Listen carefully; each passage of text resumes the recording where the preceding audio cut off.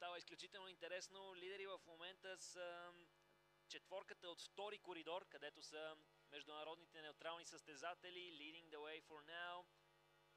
Илия Верашака, Станислав Савелев, Владислав Палашенко и Данила Верашака.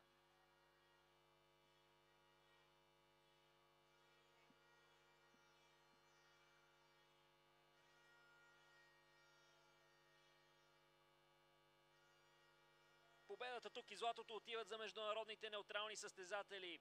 First place for the athletes individual neutral boat from lane number 2. Среброто пък отиде при представителите на Унгария.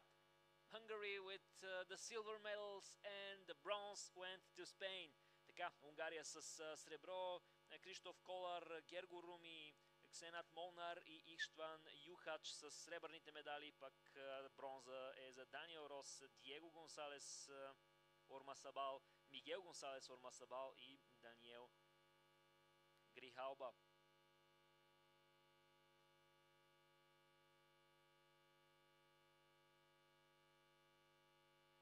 Gold medals for athletes individual neutral, silver medals for Hungary and bronze medals for Spain.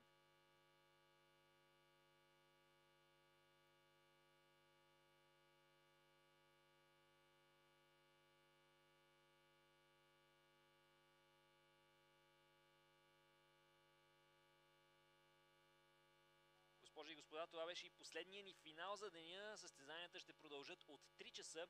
От 3 до 6 часа и 6 минути ще има полуфинални серии. Ladies and gentlemen, this was our last final of the day. We'll have the semi-finals back again from 3 o'clock till 6:06. Преди това обаче, разбира се,